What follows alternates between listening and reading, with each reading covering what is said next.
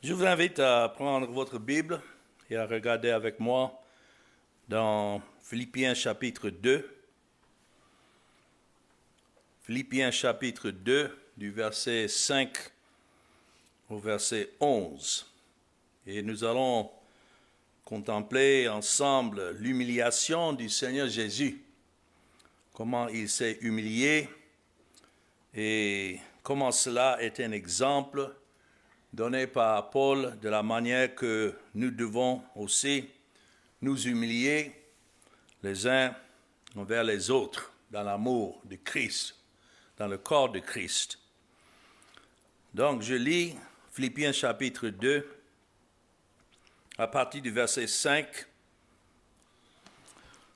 Philippiens chapitre 2 et le verset 5. Ayez en vous les sentiments qui étaient en Jésus-Christ, lequel, existant en forme de Dieu, n'a point regardé comme une proie à arracher d'être égal avec Dieu, mais s'est dépouillé lui-même en prenant une forme de serviteur, en devenant semblable aux hommes, et ayant paru comme un simple homme.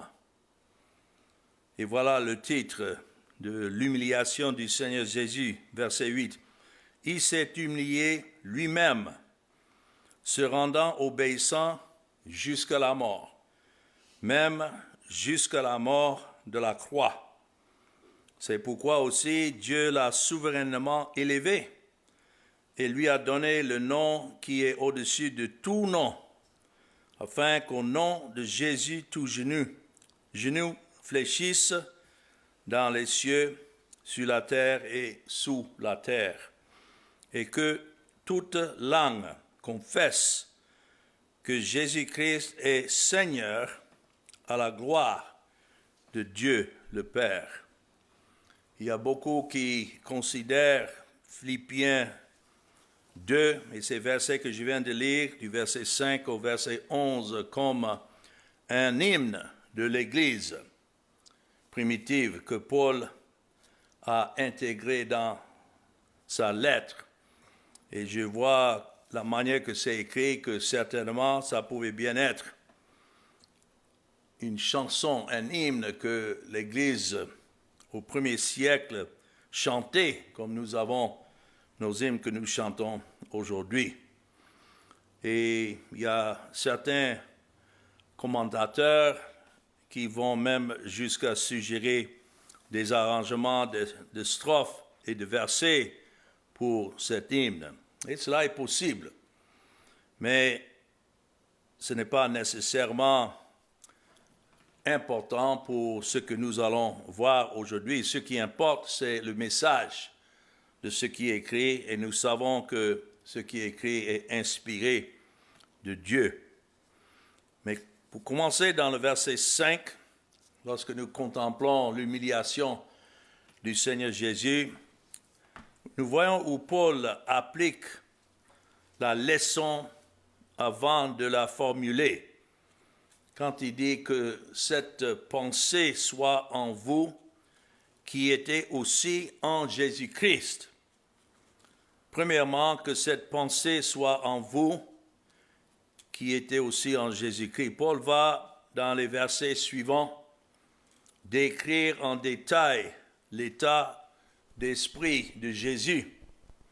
Mais ici, avant de décrire l'esprit de Jésus, il nous dit ce que nous devons faire avec cette information ou bien cet enseignement.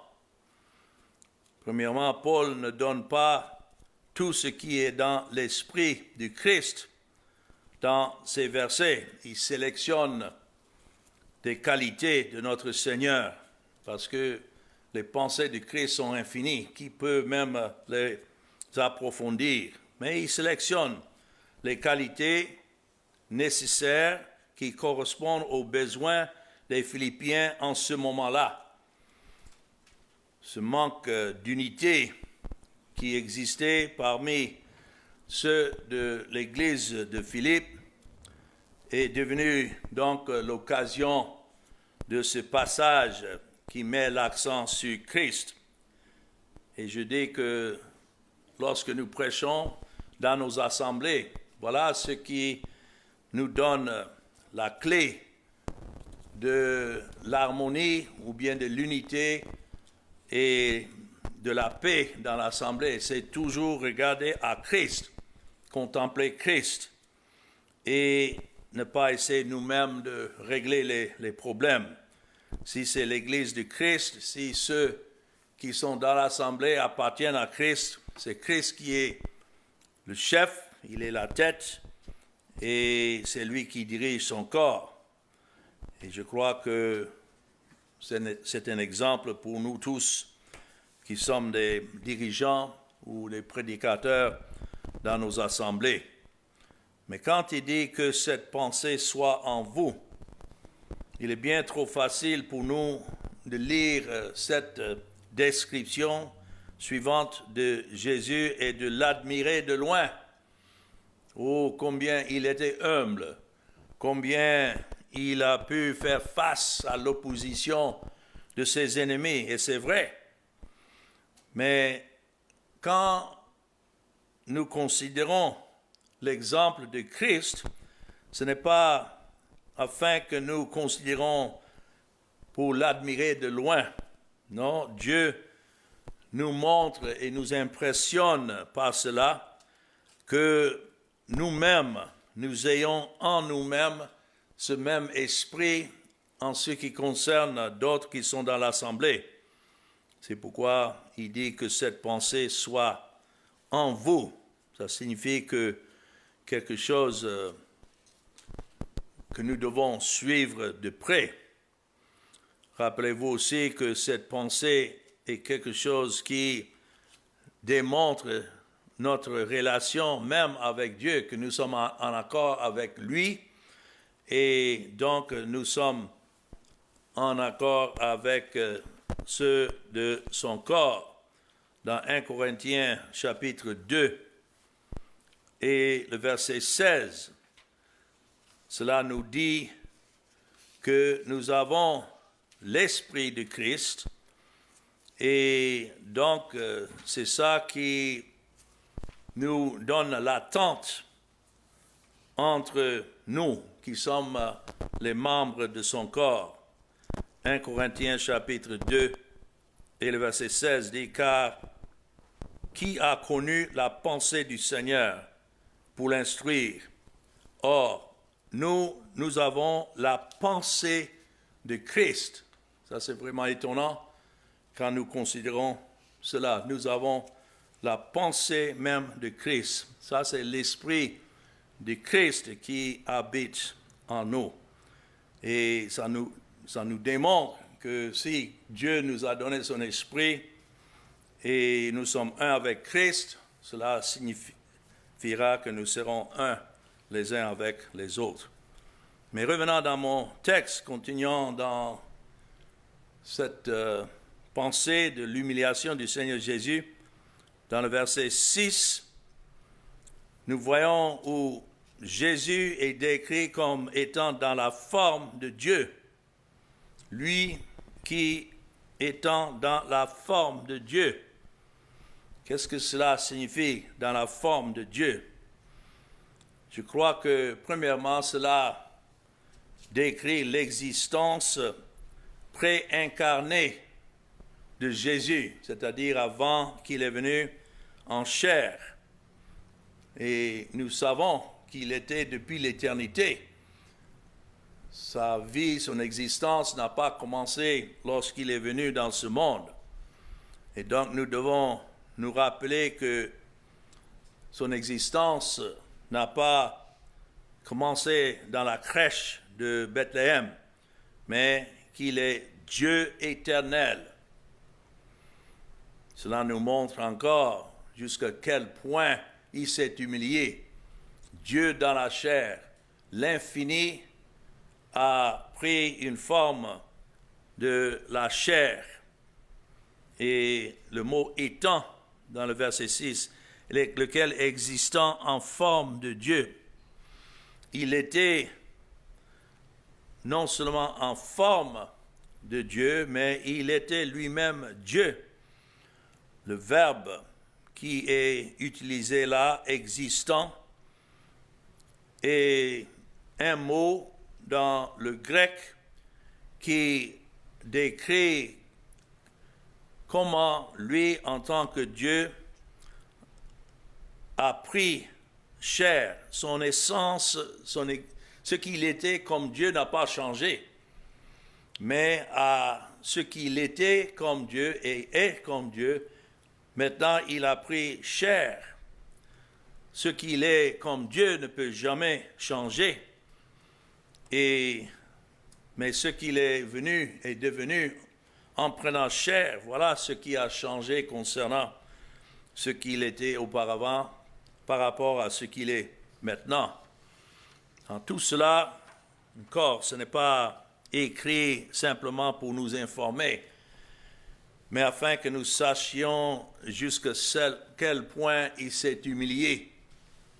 Et en étant dans la forme de Dieu, maintenant, prenant la chair pour être dans une forme, vous voyez ça dans le verset 7, 2 fois le mot utilisé dans le verset 6, lequel existant en forme de Dieu, mais verset 7, mais s'est dépouillé lui-même en prenant une forme de serviteur.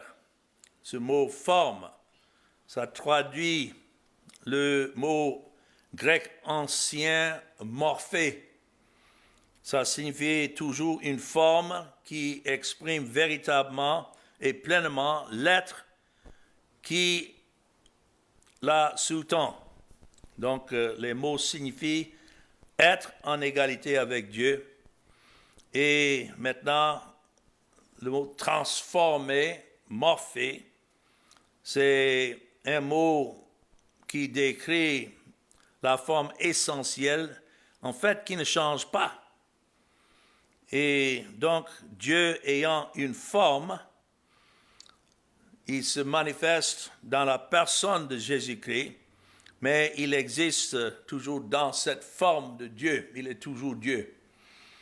C'est vraiment un mystère quand on considère que Dieu est un et unique, mais en 3 personnes.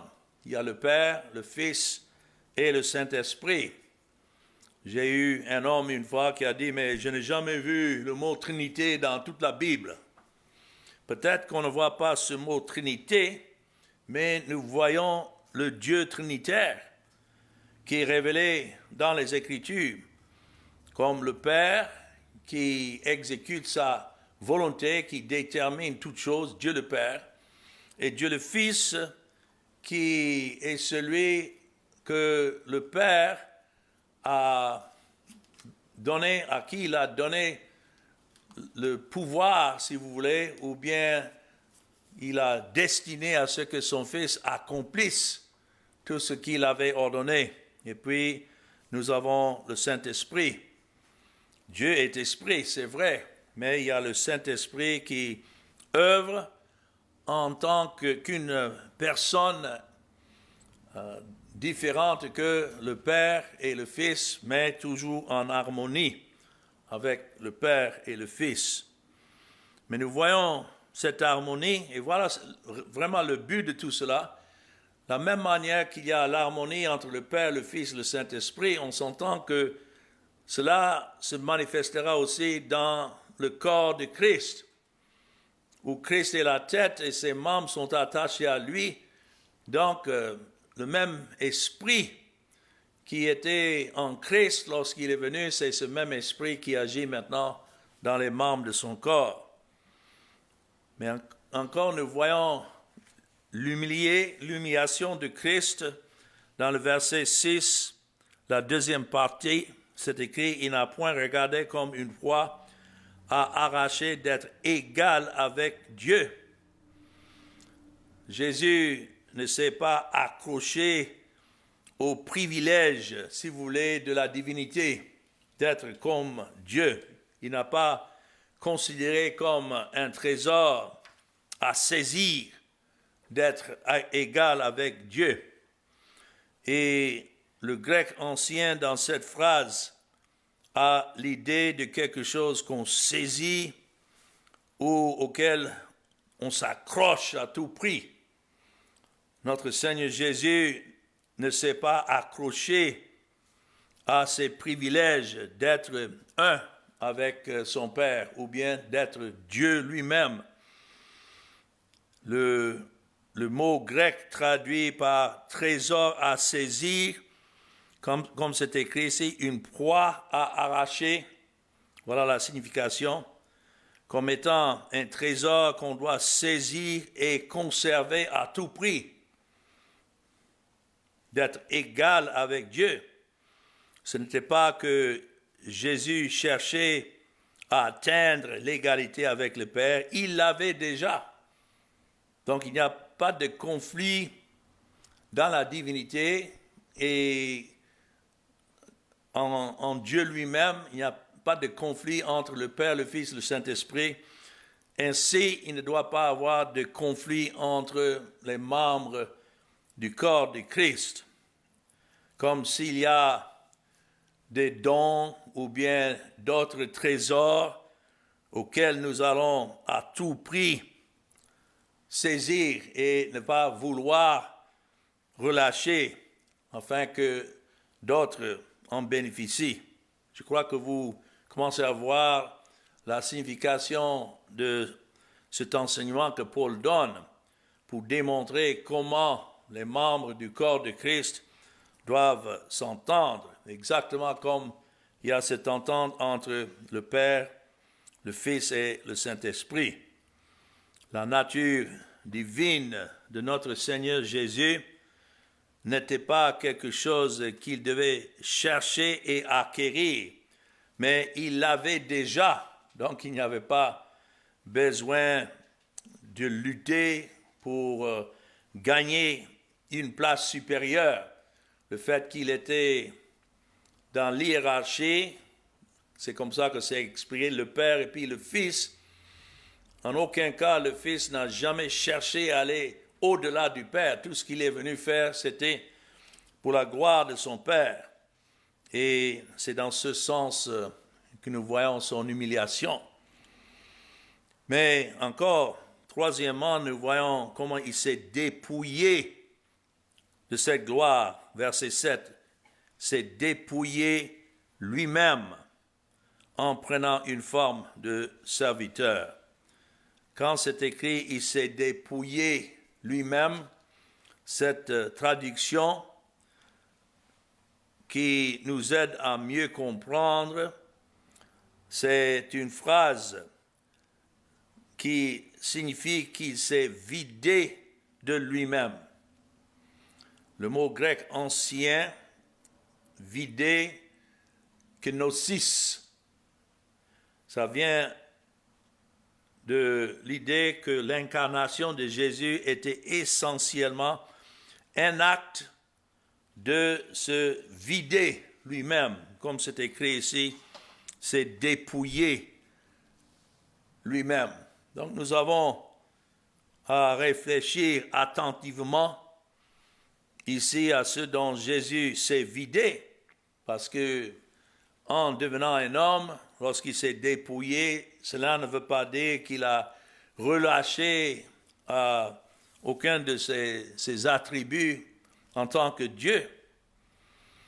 Dans les versets suivants, Paul va décrire plus clairement le sens de se dépouiller. Mais nous devons veiller à ne pas penser que Jésus se serait vidé même de sa divinité. Il ne pouvait pas se dépouiller de sa divinité en quelque manière que ce soit. Il y en a qui développent cette théorie, et c'est tout ce qu'on peut dire, c'est une théorie qu'ils appellent la théorie kénotique de l'incarnation, à tel point qu'ils insistent sur le fait que Jésus se serait dépouillé de nombreux attributs de la divinité, tels que l'omniscience, tels que l'omnipotence, tels que l'omniprésence, et qu'il aurait même subi l'élimination de sa propre conscience divine. Ils veulent que Christ soit devenu exactement comme l'homme. Mais en aucun cas, Christ ne s'est vidé de ses attributs, de sa divinité. Il était toujours l'omniscient. Lorsque nous le voyons dans son ministère, en tant qu'homme, il connaissait les pensées des hommes. Et il ne s'est pas dépouillé certainement de son omnipotence, cela veut dire son pouvoir. Nous voyons ça à travers son ministère. Il exerçait toujours son pouvoir sur les hommes, sur le diable, sur les maladies, sur la création et tout. Et nous voyons que donc ce n'est pas dans ce sens-là qu'il s'est dépouillé. D'autres peuvent peut-être dire, ah, mais son omniprésence, qui n'était pas partout en même temps. Mais encore, il n'a pas cessé d'être Dieu. Il pouvait même être en Galilée et savoir ce que les hommes pensaient à Jérusalem. Parce que lorsqu'il s'est déplacé pour aller à Jérusalem, il savait ceux qui l'attendaient afin de l'arrêter. Il savait parce que même dans la chair, c'est lui qui dirigeait toutes choses en tant que Dieu. Donc, c'est pour souligner qu'aucune divinité n'a été soustraite. Bien que le Seigneur Jésus ait renoncé à certains privilèges de la divinité, mais ce que nous voyons, c'est que Christ est resté toujours divin. Son essence n'a pas changé en ce qu'il était en tant que Dieu, mais l'humanité a été ajoutée à cette nature, du fait qu'il avait donc deux natures, une divine et l'autre humaine. Mais la nature humaine sans péché, parce qu'il était né d'une femme et non pas, il n'avait pas la sémence d'un homme pour qu'il soit attaché en quoi que ce soit à la nature pécheresse d'Adam. Mais pendant son humiliation, en tant que Dieu et égal au Père, il n'avait pas laissé ce qu'il était en tant que Dieu, mais continuer dans son rôle. C'était nécessaire, parce que seulement Dieu peut sauver. Et voilà la signification de son nom. Jésus signifie Dieu sauve. Et c'était nécessaire qu'il soit 100% Dieu, mais en même temps, Dieu ne peut pas mourir. Pourtant, la loi et la justice de Dieu exigeaient la mort pour qu'il soit le substitut des pécheurs qu'il est venu sauver. Donc, c'était nécessaire qu'il soit 100% homme. En même temps Dieu, mais en même temps homme. Et non seulement, il n'a pas pris une forme d'un homme que le monde regardait avec faveur. Ici, c'est écrit, il s'est dépouillé lui-même, verset 7, en prenant une forme de serviteur. Voilà ce que les Juifs ne s'entendaient pas. S'il était, comme il disait, véritablement le Messie, alors ils s'attendaient à un homme de puissance qui, à l'extérieur, représentait plutôt la forme d'un roi. Il n'a pas cessé d'être le roi éternel, mais en se présentant en chair, c'est écrit qu'il a pris la forme d'un serviteur. Cela décrit comment le Seigneur Jésus s'est vidé de lui-même. Bien qu'il ait pris la forme d'un serviteur, Jésus ne s'est pas vidé de sa divinité, et ni de ses attributs, ni de son égalité avec Dieu. Il s'est vidé de lui-même en prenant la forme d'un serviteur. Et non seulement celle d'un homme, simplement, mais un serviteur. Le mot ici prenant, dans le verset 7, c'est dépouiller lui-même en prenant. Ce mot grec implique, ça n'implique pas un échange, mais un ajout. Donc, venant dans la ressemblance des hommes, cela décrit encore comment Jésus s'est vidé de lui-même. Nous pouvons penser à quelqu'un qui est un serviteur, mais pas dans la ressemblance des hommes. Par exemple, les anges sont des serviteurs, mais pas dans la ressemblance des hommes.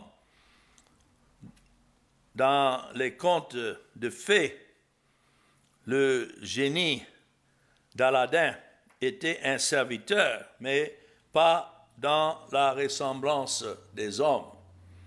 Le mot pour ressemblance ici peut faire référence simplement à la forme extérieure de quelque chose. C'est vrai, les gens regardant Christ voyaient la forme d'un homme, mais bien là au-dedans, il était Dieu lui-même. Donc bien que Jésus ait eu la forme extérieure de l'humanité, cette forme extérieure reflétait sa véritable humanité qui a été encore ajoutée à sa divinité. Sa divinité n'était pas diminuée lorsqu'il a pris chair, mais la forme d'un homme était ajoutée à ce qu'il était comme Dieu et qu'il existait depuis toujours comme cela. Donc, verset 8, encore, nous sommes en train de voir jusqu'à quel point il s'est humilié. Dans le verset 8, l'étendue du dépouillement de Jésus est représentée, ayant été trouvé dans l'apparence ou bien la forme d'un homme, il s'est humilié lui-même, se rendant obéissant jusqu'à la mort, même la mort de la croix. Aucun détail n'est laissé à la spéculation ici. Nous voyons jusqu'à quel point Christ s'est humilié. Il s'est humilié lui-même en se rendant obéissant. Voilà ce qui était nécessaire. Pour qu'il soit le sauveur, il fallait qu'il vienne à la place de ce que le Père lui a donné et qui rend à son Père cette obéissance que les hommes pécheurs qu'il représentait ne pouvaient pas fournir. Le Seigneur Jésus s'est humilié lorsqu'il se rendait l'obéissance. D'autres vont dire, oui, mais il était Dieu, donc c'était déjà un fait accompli. Non, quoi qu'il était le Fils de Dieu, il devait rendre une obéissance à son Père comme s'il n'était qu'un simple homme. Dans Hébreux chapitre 5 et le verset 7 et 8, nous lisons, c'est lui qui, dans les jours de sa chair, ayant présenté avec de grands cris et avec larmes, des prières et des supplications à celui qui pouvait le sauver de la mort. Vous dites, oui, mais il était Dieu, donc pourquoi c'est là? Parce qu'il implorait son Père en tant qu'homme. Et ayant été exaucé à cause de sa piété, notons, a appris, bien qu'il fût fils, l'obéissance par les choses qu'il a souffertes. Voilà ce qui était nécessaire. Et puis, verset 9, et qui, après avoir été élevé à la perfection, est devenu pour tous ceux qui lui obéissent l'auteur d'un salut éternel. C'est pourquoi c'était nécessaire qu'il vienne dans la chair.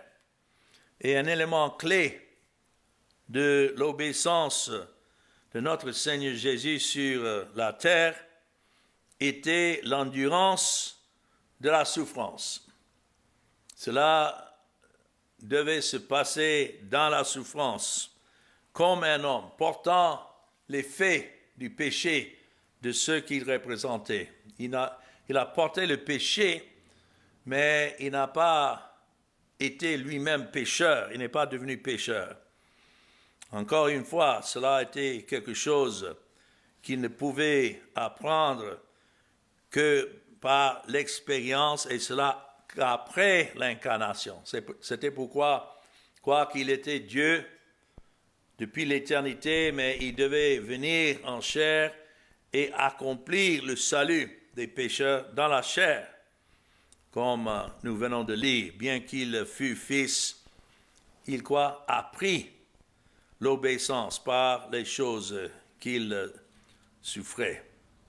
En effet, c'est écrit, il s'est humilié lui-même. Cela nous montre dans le verset 8 que c'était un acte volontaire et non pas imposé. Et il était humilié. Imaginons simplement le fait de devoir prendre une forme d'un homme. Quelle humiliation en tant que Dieu. Mais maintenant, prenant la forme d'un homme, non pas même la forme d'une créature plus glorieuse, peut-être comme un ange. Non, il n'est pas venu sauver des anges. Il est venu sauver des pécheurs. Et c'est ainsi qu'il s'est humilié. Premièrement, dans sa naissance, en étant né dans un endroit obscur et opprimé. Il s'est humilié aussi dans sa naissance du fait que ce n'était pas dans une famille riche qu'il est venu, mais né dans la pauvreté, parmi un peuple méprisé. Il s'est humilié en étant né en tant qu'enfant. Imaginons cela, pensons à cela. Au lieu d'apparaître en tant qu'homme fait, il devait entrer dans ce monde exactement comme ceux qu'il est venu sauver. Il s'est humilié aussi en tant qu'enfant à l'obéissance propre dans sa maison. Bien sûr, il était le fils de Dieu, mais il devait se soumettre à ses parents, Joseph et Marie. Quelle humiliation! Il s'est humilié en apprenant et en pratiquant même un métier.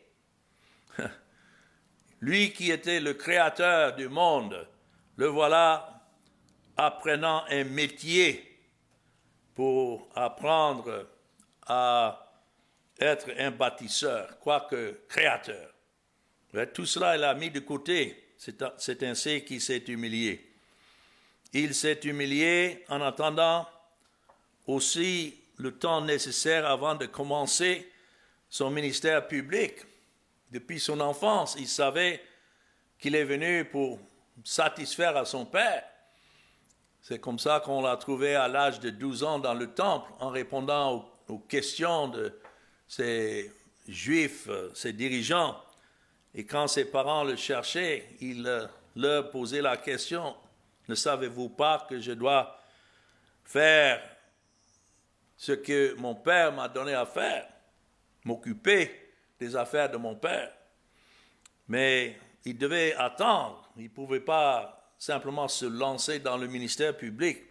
Il attendait en effet l'âge de 30 ans, parce que c'est à cet âge, selon la loi, que le souverain sacrificateur devait entrer dans le ministère. Donc Christ s'est humilié et il attendait. Il s'est humilié aussi de la manière qu'il a choisi ses compagnons et ses disciples. Ce n'étaient pas des gens renommés du monde, mais des pécheurs et des pêcheurs qu'il appelait, qui devaient le suivre. Il s'est humilié aussi en choisissant un public qui devait le suivre, un public de méprisés, de gens malades, qui étaient sous l'effet de la chute, et c'était à eux qu'il s'est donné dans son ministère. Il s'est humilié aussi en endurant toutes sortes de tentations, même les tentations de Satan. Il avait créé Satan. Satan était sa créature, mais le voilà, en prenant la forme d'un homme, il s'est humilié jusqu'à se soumettre aux tentations de Satan. Tout cela, c'était nécessaire pour qu'il soit le sauveur. Il s'est humilié dans sa faiblesse. Il faut savoir qu'il a eu faim, il a eu soif et la fatigue, tout cela, il a enduré, étant dans la forme d'un homme. Il s'est humilié aussi dans son obéissance totale à son Père céleste. Quoiqu'il était le Fils, le Père exigeait de lui une obéissance parfaite, parce qu'il est venu pour représenter des pécheurs que Dieu avait ordonnés au salut. Il s'est humilié aussi en suivant le Saint-Esprit qui était en lui. Il n'agissait pas indépendamment de l'Esprit ou de son Père. Et peut-être le plus grand exemple, il s'est humilié en obéissant, en se soumettant à la mort de la croix. Pas n'importe quelle mort. Si on devait choisir une mort, ça ne serait pas la mort de la croix. Quelle agonie! Mais dans cela, nous voyons comment il s'est humilié. On pouvait continuer, mais c'est en cela, nous voyons comment il était le sacrifice nécessaire. Quoique Dieu, quoique divin, depuis l'éternité, mais ayant pris la forme d'un homme, non seulement la forme d'un homme, mais la forme d'un serviteur, il s'est humilié. Nous pouvons imaginer qu'il était possible pour le Fils de Dieu de devenir homme et de payer pour les péchés du peuple que le Père lui avait donné, mais on ne peut pas peut-être comprendre la profondeur de cette grande humiliation. C'est là il nous faut l'Esprit lui-même de nous montrer jusqu'à quel point Christ a souffert, et non seulement aller à la mort, mais la manière qu'il devait mourir, la crucifixion. C'est ça qui est décrit dans le verset 8, jusqu'à la mort de la croix. C'était une mort si honteuse qu'elle n'était pas permise aux citoyens romains. Et donc, ça nous montre qu'une victime de la crucifixion était considérée par la société comme particulièrement maudite de Dieu. Et en effet, c'est ce que la loi dit, maudit soit celui qui est pendu sur le bois. Mais c'est cela que Christ a choisi et que le Père lui a donné pour qu'il donne sa vie en sacrifice, même la mort de la croix. Cela fait une grande démonstration de la puissance de notre Seigneur Jésus. Le Seigneur Jésus, il s'est humilié lui-même. Il a même dit que personne ne lui prenait la vie, mais qu'il donnait sa vie de lui-même. Et tel était le commandement qu'il avait reçu de son Père. Mais je ne pouvais pas terminer sans parler aussi de l'exemple ultime de l'exaltation de Christ après son humiliation. Verset 9. C'est pourquoi aussi Dieu l'a souverainement élevé et lui a donné le nom qui est au-dessus de tout nom. Oh, quelle glorieuse fin. Le fait que, oui, il est venu, il a souffert, mais quelle est la preuve qu'il a réellement accompli tout ce que le Père lui avait donné? Il était exalté. Et le Père lui a donné le nom qui est au-dessus de tout nom.